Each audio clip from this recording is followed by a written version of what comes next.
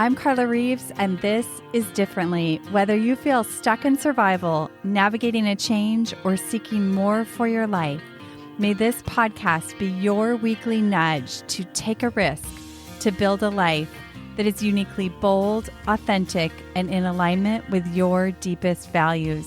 After a decade of coaching individuals from corporate leaders to creative artists to multi-million-dollar CEOs, I'm convinced we are far closer than we realize to what we deeply desire, and it's a willingness to do differently that can change everything. As Valentine's Day approaches, I'm reminded after talking to a dear friend of the pressure that this holiday can bring, and the reason why years ago we stopped acknowledging it in our own marriage and opted in to show and express our love every day as opposed to one day of the year. Don't worry if you love Valentine's Day. If it brings you joy, go with it. But if it creates tension, pressure, and stress, know that you can opt out too.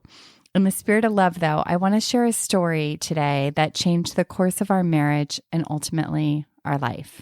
I'm standing in a big room waiting for the event dinner to begin, arm in arm with my soon-to-be husband. Clutching his arm tightly, huge smile on my face, glancing adoringly at him in between conversations in my own little bubble of newly engaged bliss. As I look around, I notice that other couples around us are all looking at us, and they aren't actually doing what we're doing. They're standing next to each other, but more like roommates than couples. Then one of the wives breaks the ice and says, "Oh, look how cute they are." Followed by, "Oh, just wait till you've been married a year," and everyone laughed. I suddenly felt self-conscious and nervously shifted the conversation to something else. Side note, this wasn't the first time this happened. It had actually happened multiple times over the course of several months. I was laying in bed later that night, trying to get to sleep. My mind was spinning. Do I get out now? Maybe I'm not equipped to have a long-standing, happy relationship after all. I'd already failed once, and there was plenty of evidence if I looked around that everything they were projecting would likely happen to us too. I knew plenty of couples that started out so happy and later were living separate lives. I felt powerless. Then a different thought emerged, followed by a train of new thoughts. I can't remember if it happened that night or later in my journal. What if the bliss monster didn't exist? What if it was up to us to keep the magic and love alive in our relationship? And what if we could do something different? A weight began to lift. I felt inspired again, excited that there was something possible.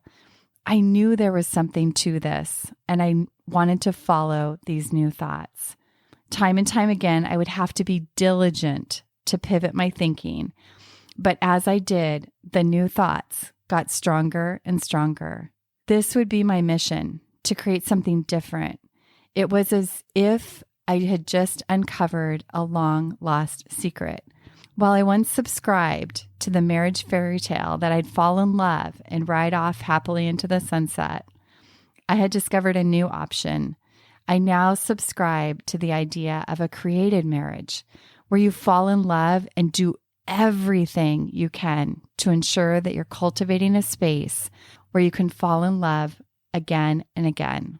Little did I know that this moment would change the course of my marriage and my life. And whether or not you're married or in relationship is irrelevant. This story became a catalyst for creating more meaning, purpose, direction, and fulfillment in all areas of my life.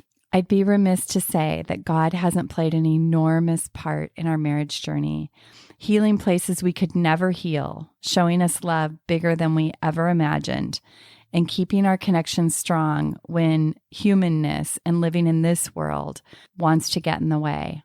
I want to leave you with a quote by Rumi. "Your task is not to seek for love, but merely to seek and find all the barriers within yourself that you have built against it."